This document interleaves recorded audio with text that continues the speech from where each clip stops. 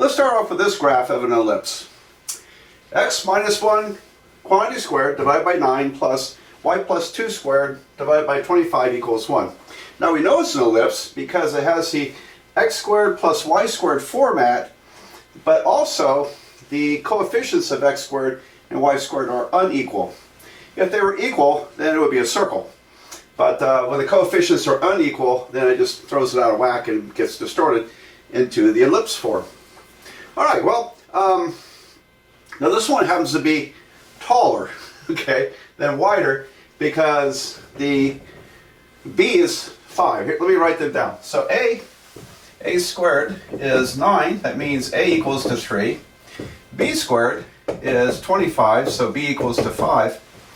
And so that means the major radius is the vertical under the y, means it's in the vertical direction, and the minor radius is in the horizontal direction. So you might say that that diameter would be actually 2b, it would be 10, and that sideways diameter would be 6, because it would be 2 times a. And also, well, a is, half of that, it's a radius, and b is half of the diameter. It's a radius. Okay, and also the foci are going to be vertically oriented because of the foci always go along the major axis, the largest axis. Well, okay, now let's go ahead and get c then. C squared in this case is going to be b squared minus a squared. 25 minus 9, which is 16. Alright, so that means c equals to 4. So I really picked a kind of a friendly one here to graph because the numbers are all pretty friendly. But c squared is a squared minus b squared or b squared minus a squared depending on which one is larger. And so 25 minus 9. Okay, our center is at 1 comma, I just write it over here, center is positive 1 and negative 2. So 1 minus 2, okay, let me see, do my best here to graph this. Now I gotta tell you, sometimes it takes me more than one attempt to draw a good graph of an ellipse or a conic section to get it all nice and big on a piece of graph paper. And really the secret is, if you're using a graph paper, put the center of the ellipse or the hyperbola or the vertex of the parabola, put it right in the middle of the page. And then that means your x and y axes are probably going to be off-centered, but so what? Put the graph at the center and then you can draw the largest graph possible for that page, depending on how you use your scaling and so forth. Alright, so I have got to think about this. So let me just kind of do a pre-sketch here. So here I've got, what was it? 1, negative 2, okay. And the vertices are up 5 and down 5 for the vertical. So this will be 1 comma 3, right? This would be 1 comma minus 7. So I took the center and I added 5 and I subtracted 5 from the y coordinate, and the x's will go plus or minus 3. So here I've got, let's see, 4 comma negative 2, another one at subtract 3, minus 2, minus 2. Alright, so I've got the framing of this ellipse done, and I need to go down to minus 7. So, okay. Well, this will be fun. 1, 2, 3, 4, 5, 6, 7. I kind of pulled that off, didn't I? Alright, here's minus 7. And it goes as high as 3. Okay. 1, 2, 3. 3. And left and right, it goes from the left minus 2 over to positive 4. Okay, so by kind of a quick sketch of the vertices are those 4 points that frame the ellipse. You can kind of get your scaling correct. All right. Well, let me start filling the blanks in. We have the center, and we'll I'll transfer the the vertices over to the graph. Now I guess I'll graph in what color? How about green? Show up nice and green. So the center is 1, negative 2. There it is. And B is 5, so I go up 5. 1, 2, 3, 4, 5. That puts it up there at 1, comma 3. Subtract 5. 1, 2, 3, 4, 5 at 1, comma negative 7. And then A is 3, so I go left and right 3 units. From 1 I go 1, 2, 3, over at 4. And then back 3. 1, 2, 3, negative 2. And I'll try to draw a kind of decent ellipse here. And sometimes mine just look like really bad eggs. But let's see, how did this one go? Oh, not too bad. Not too bad. That's might be one of my better ones. Okay. Now this was 1, negative 2. I think it's nice to throw in the coordinates. Let's see. How about a few more numbers on the graph? There we go. And this vertex is 4, negative 2. This is minus 2, minus 2. Up here it's 1, comma 3. And down below it's negative 1, comma negative 7. I don't know if that's showing up on the screen. It might be cut off here, but this drops down to 1, negative 7, at the very bottom there. All right, finally we need the foci, and C is 4, so that's the focal length. Now usually the the focal length is a square root. And then we just have to estimate on the graph. So I'll show you how I do that with the next example. But here it worked out to exactly 4, so I'll count up 4 units. 1, 2, 3, 4. There it is. This is 1, comma 2. And the other foci is 1, 2, 3, 4. It's at 1, negative 6. There we go. So, a very nice ellipse. Very nice ellipse. And the eccentricity is going to be C over B in this case. So it's the focal length divided by the major radius, in this case C over B. And so it's a ratio of this smaller number to that larger number. That's why E is always less than 1. And it'll be 4 over 5. 4 over 5, which is, 4/5 is a perfectly good answer, but eccentricity, I believe, is usually written in decimal form, the 2 or 3 decimal places, and sort of a description of how stretched out the curve is. So there we go. Nice graph. And the next one I'm going to do, we'll have to first put the equation of the ellipse into this format before we graph it. So let's get on to that one. Well, this one looks like it could be a doozy. Here it is. Let's graph 49x squared plus 81y squared plus 196x minus 486y minus 3044 equals 0. Okay. It's really not as bad as it looks. Now, if I changed just one of these numbers, it could get ugly. So, but I've got this problem rigged, so it's going to factor out very nicely. But our challenge is to put this into the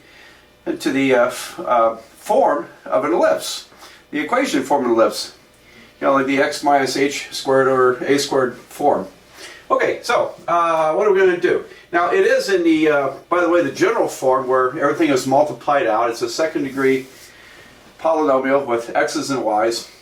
If there was an x times y term in there, then the ellipse would be rotated somehow based upon that coefficient. So we stay away from them in this part of the conic sections, and because that just makes things quite a bit more complicated.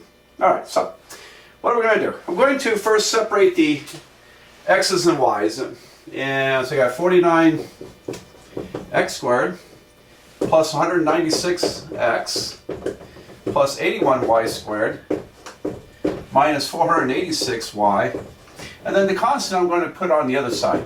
I'll add it. So over here it's positive 3044. Okay, now I'm going to factor this coefficient and this coefficient from these two terms. So I'm going to factor out 49 and they'll give us x squared plus, and that would be what, 4x. But I'm going to leave a big space, close the parentheses, because we're going to add and subtract numbers here. And now we'll do the same thing here. We'll go factor out 81, because we want y squared, not anything else times y squared, just one y squared. So I'll factor out the 81 and divide 81 to 486. It goes exactly 6 times. Then I'll leave a space, big space, close the parentheses and put 3044. There we go. Now here comes the completing the square step. And how does that work again? Okay. I want to turn this into a perfect square polynomial. Same with this one. And to convert this to a perfect square binomial, I need to take half of this coefficient of x, half of 4 is 2, and square it. But in order to keep the equation balanced, I'm also going to subtract it. So I've added 4, I've subtracted 4. They cancel off, or they would cancel off if we let them. Likewise over here, half of 6, negative 6 is negative 3, plus negative 3 squared. But I also need to subtract it. Alright, so this is minus negative 3 squared, in case that doesn't show up very well on the screen. So add and subtract it. And let me just write that next step out here. This is a step you might be able to ignore, skip if you do these. But I basically did plus 4 minus 4 here. And here I did y squared minus 6x plus 9 minus 9. Plus 9 minus 9. That's a y. Okay, equals 3044. Let me make that look like a y. I think I wrote an x for some reason. Okay, weird things happen when you're talking like this to yourself in a small room with a camera on, and sometimes you make weird mistakes you don't catch till later, and just because the mouse is running. Mouth runs too much, the brain doesn't run as much as it should. So just the hazard of the profession. Okay. Does this look right? I think it does. Alright, now then. So I want to pull out this part. And I'm showing every step here, by the way. X squared plus 4x plus 4. So I want to separate this out, but also have 49 times minus 4. Minus, so I'll have to multiply negative 4 times 49, and that would be minus 196, wouldn't it? And then over here, we'll do something similar. Here I have 81 times y squared minus 6y plus 9. And then I need to take the minus 9 out of the parentheses. So 81 times minus 9 is negative 729. Alright, there we go. So now the idea is that this is x plus 2 times x plus 2 when you factor it. In other words, it becomes 49 parentheses x plus 2 squared. And here I've got 81. And this is y minus 3 times y minus 3. So you can see the x plus 2 here and the y minus 3 there. But that factors as, like I said, y minus 3 squared. And then we also have to deal with the negative 196 and 729. So I'm going to put them on the other side. And that's 196 plus 729 plus 3044. So these are both negatives, so they would add over to the other side as positives. Okay, now then, let's add that stuff together. 196 plus 729 plus 3044. I get 3,600 and 3,969. 3969. That's right, 3969. Okay. Now, if you don't mind, I'm going to, if you did mind, I wouldn't hear you. Since I'm just recording this, I'm just going to erase this and put 3969 to save some writing here. So 3969. There we go. All right, now if things went very well, hopefully this is 49 times 81. I better check it. 49 times 81, whoops, and it is something weird. 49 times 81 is 3969. All right, so I didn't really lock out. This is the way I planned the problem. But if you just make up numbers, that would almost never work. I mean, like I said, if we're off one number in here, this would get pretty ugly numerically. So, but here I'm going to, because the equation of ellipse, we want the right side to be equal to 1. So I'm going to divide both sides by 3,969. And you can verify that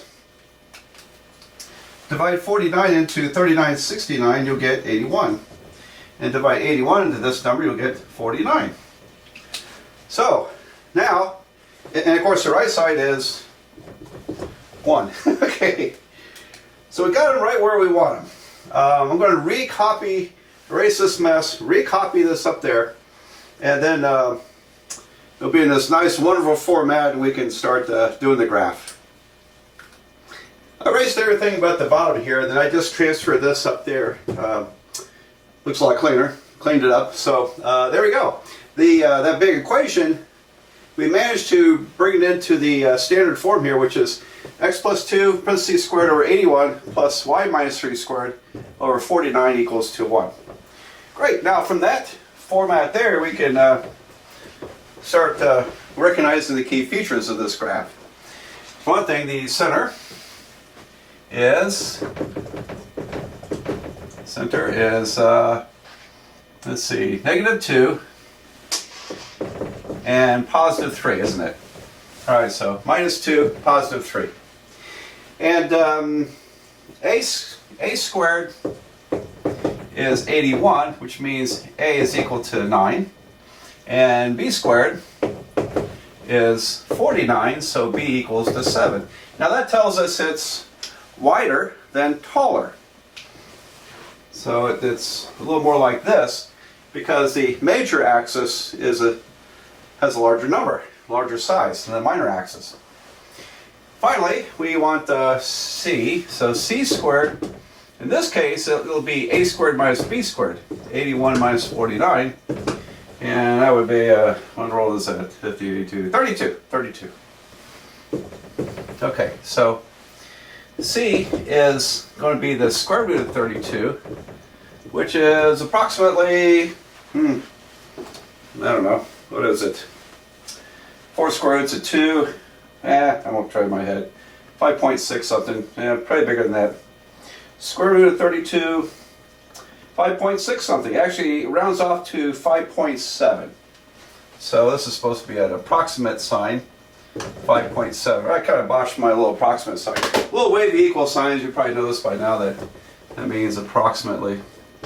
Now when I do the graph and label the focus points, I will use the square root of 32. However, for graphing I need that 5.7 so I can tell where to put the point. There we go. And let's see, so let me condense this a little bit so I have more working room, and then we'll start to graph this thing. Okay, well I condensed that piece of information here. Now let's just kind of do a sketch, a pre-graph sketch. And so here's my center, -2, 3. And A means I go right 9 and left 9. So if I go over here, 9 units, I add 9 to -2, that makes it 7, 3. Then if I subtract 9, I've got -11, 3 for those two vertices. So A was 9, so I took the X and added 9, subtracted 9. And then for B, I added subtract 7, so from Y. So 3 plus 7 is 10. So -2, 10. And subtract 7, 3 minus 7 is -4. So this is -2, -4. Alright, so I've got the vertices labeled out here. And that's what I need to graph. So my graph needs to run from The x's will run from, let's see, from minus 11 to positive 7. So that's a width of 18 units, okay? And y runs from, and I hope you can read this down here. Let me write it up here. Y runs from, let's see, minus 4 to positive 10. Negative 4, comma 10. There we go. So it gives me an idea how to frame my graph.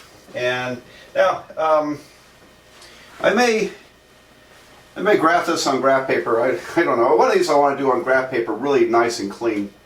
And it might be this one. So it's possible I'll add that part of the video to this, and how I do this on graph paper. But this tells us what I need on the graph paper, from minus 11 to 7 in the x, and from minus 4 to 10 in the y. Alright, so let me see here. I will start to draw the graph. But I need room, so I'm just going to leave the domain and range of my relationship. It's not ellipse is not a function. It wouldn't pass the vertical line test, but it is a mathematical relation. Alright, so there's a domain and range of this relation. Okie dokie. Well, alright. There and there. I'll make this large. Now, if you're my student, I'm going to ask for large graphs. Give me a large graph with all the wonderful detail, because these are wonderful. They're worth celebrating. There's great detail in these. And I think I'm going to maybe use 2s as my scale up here, because let me see, this goes out to minus 11, so 10. Oh, I'm not doing very good on this. I can do better than that. Hang on. So if I went by 2s, I don't want to put a bunch of scale marks for 11. So I'm going out to minus 11. So how about I call up negative 12, just close. Half of that's negative 6, and then there's your negative 2, negative 4, negative 6, negative 8, negative 10. So I go out to minus 12, and then let's see, 2, 4, 6, 8, 10. 2, 4, and I only need to go out to 7. All right, 6, 8. There we go. Now then, for the y's, I need to go up to 10 and down to, would that be minus 7? Oh, I think yeah, from minus 4 to 10. That's it, minus 4 to 10. So, well, I suppose I'll put 10 up here. And I need to divide this into fifths. 2, 4. Okay, that's it's almost the same scale distance. It's not perfect, but that's what we got to work with here on this board. All right, so I think we'll graph. Okay, let's do some graphing. And I kind of want to go sparing with this green pen, because it's green's hard to erase. I have to use some elbow grease. I thought I had a purple around here. Let me see if I can do purple. And hopefully it's got a lot of, I don't think that's a purple pen. Okay, sorry about that. Let's see how this works. Yeah, that'll work. Close enough. Dark enough, I guess. Okay, so my center is negative 2, 3. So right about there. Minus 2, then there's 3 right between 2 and 4. And for vertices, I go 9 units to the right. So 2, 4, 6, 8, 9. That would be at 7. Okay. And then 9 units to the left from here. 2, 4, 6, 8, 9. That would make it at negative 11. So I'm going to go ahead and label that. This is 7, 3.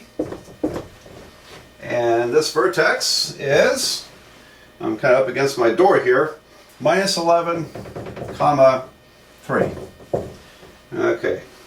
And then the other 2 vertices, B is 7, so I count up 7 units. So here I'm at 3, so 2, 4, 6, 7. That puts it at negative 2, 10. And then subtract 7. So from here, 2, 4, 6, 7. That puts it at negative 2, negative 4. So minus 2, minus 4, and minus 2, 10. And it matches my domain and range over there that I wrote out. So I can go ahead and sketch the ellipse. And I'll do my best here. And I'm not much of an artist, but I think I've gotten a fairly decent amount of ellipses. We'll see. Not too bad. Not too bad. I've done much worse. Okay, now then. Let's see. We're almost there. Now we need to put the foci in, and the length of the foci, or the distance of the foci from the center, and I'll do that in red, is the square root of 32, which is about 5.7. C is 5.7. So the foci is always, again, one more time, the foci is always along the major axis, the widest part of the graph. So this time I go left and right. 5.7 units, so 2, 4, 5.7. All right, so it's just a little bit before you get to 4. Okay, and I suppose you could do minus 2 plus 5.7 is 3.7, and just kind of guesstimate it. So this point would be parentheses negative 2 plus the square root of 32, comma 3. And now I'll go back by the same amount, 5.7, so 2, 4, almost 6, 5.7 is around here. That's negative 2, no comma yet. Negative 2 minus the square root of 32, comma 3. All right, there's the foci. Great. So I have foci, I have vertices, I drew the ellipse, I got the center, I didn't label the center. Let's go ahead and label the center. See, if you do a large graph, you can label all this wonderful stuff. Minus 2, 3. I just think ellipses are wonderful. I like ellipses. Okay. We actually have it all graphed. The other thing I would add in here is the eccentricity. So E is equal to C, square root of 32, divided by A, which was 9. And let's go ahead and calculate that. It's a little hard to relate to square root of 32 divided by 9. 0.63. So it's about 0.63. There we go. So, which is fairly eccentric. I should look it up, but Earth's eccentricity is about 0.02. It's very small. We have a very round circular orbit. Not quite circular, but I think our average distance from the sun ranges between like 91 and 94 million miles away. And Mercury and Pluto both have the greatest eccentricity. Pluto's and Mercury's are both around 0.20 or 0.21. I'm doing this from memory, so if you look it up somewhere and it's different, it's just because I did it from memory, but I believe their eccentricities are around 0.2. Anyway, which is still fairly circular, but it's a little more exaggerated in the eccentricity. Okay, and I'll talk more about this because at the end of all this conic section stuff, I'm going to talk about Kepler's laws of planetary motion, which is where you can see all this show up. It's rather nice. Okay, let's see, what else do we need to do? I want to tell you about the features of ellipses. And let's see, I'm going to do one more. Yeah, I'm going to draw a graph and let's figure out what the equation is. This is not one of my better ellipses as far as drawing, but too lazy to redo it. Okay, so what is the equation of this ellipse? Also, what are the foci and the eccentricity? And alright, so let's see here. Now I've got my units in ones, and so we can count over and find the center. The center would be negative 2, negative 1. There we go. And so I know it starts off with x plus 2 squared, and then I'll have y plus 1 squared equals to 1. I have to figure out what the denominators are. But anyway, again, for the center points, these are always the opposite numbers. And that's all studied in a college algebra type of course, where we look at transformations of functions. So hopefully that's a familiar thing. Now, this axis has 2 units. So 2 squared, 4. Goes under x because it's the horizontal. The horizontal radius is 2, so 2 squared, 4. The vertical radius, 1, 2, 3, 4. That's a length of 4. And I need to square it, so put it under the y. So 4 squared is 16. There's the equation of the ellipse.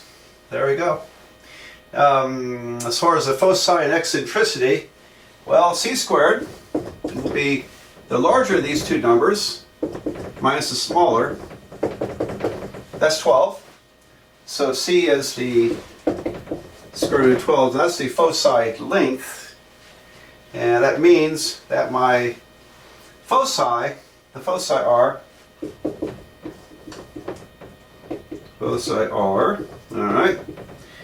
Well, I'll start with the center and I'll go up and down square root of 12. So negative 2 is a x, that doesn't change. And then the y value goes minus 1 plus square root of 12.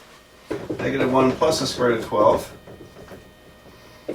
And minus 2 comma negative 1 minus the square root of 12. There we go. So there's the foci. So it's the y value plus or minus the square root of 12. There you go. And I know you could simplify the square root of 12. It's 2 square roots of 3. I don't know. I didn't go to the trouble here. But now, as far as the eccentricity is